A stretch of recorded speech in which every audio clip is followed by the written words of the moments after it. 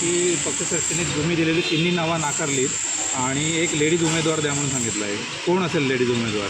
आता आमची कोर टीमची मिटींग आसा आनी त्यानंतर मागीर बाकीच्यो कारण अशें सडनली सांगपाक जायना न्ही. बाकीचो प्रोसेस आसा तो करपाक जाय.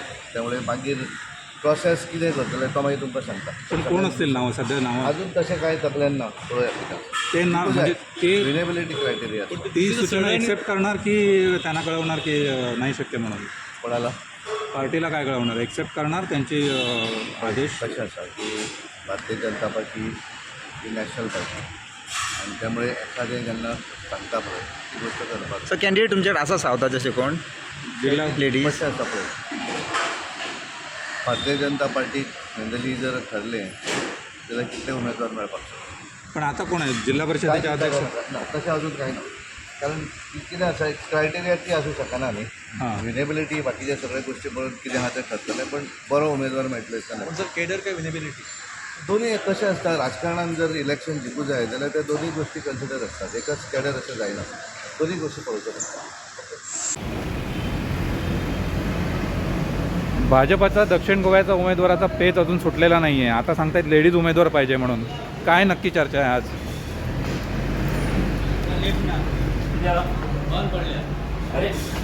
कोर कमिटीच्या मीटिंगमध्ये काय चर्चा आहे आज?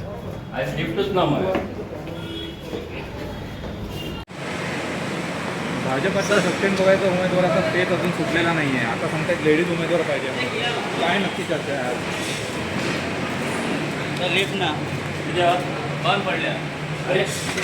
कोर कमिटीच्या मीटिंगमध्ये काय चर्चा आहे आज?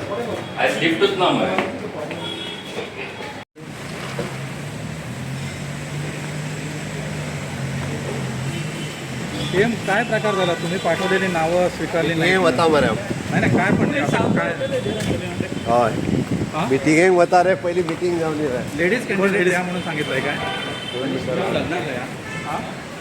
मिटिंगेक वता मरे पण काय झालं नेमकं असं? इमर्जन्सी आली त्याच्यामुळे पाठवलेली नावं स्वीकारली नाही आणि लेडीज कॅन्डिडेट द्यायला सांगितलंय का? पण आहे का तसं काय चर्चा आहे?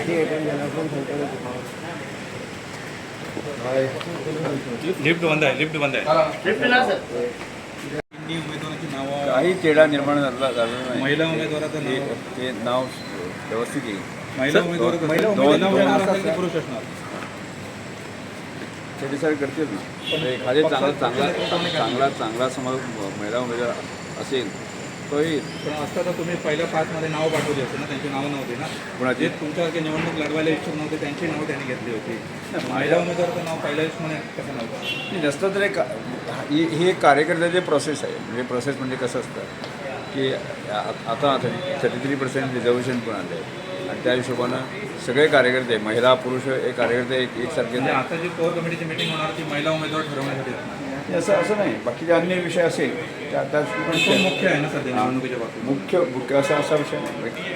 कॅन्डिडेट हा मुख्य विषय आहे.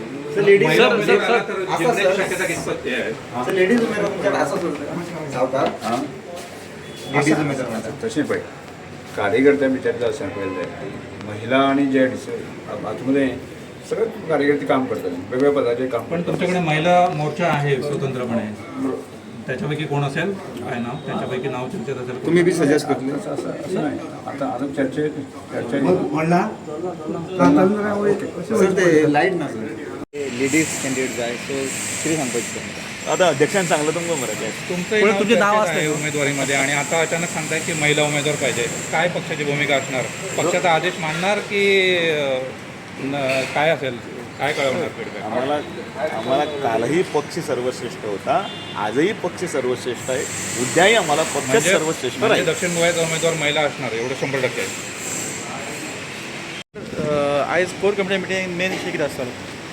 खबर ना म्हाका काय. पक्षान सांगला की दक्षिण गोंयांसून उमेदवारी महिलाक दिवंक जाय म्हणून ताचेर विचार पक्षान म्हाका काय खबर ना रे. म्हाका डायरेक्ट आज आपयला मिटिंगेक आयलो.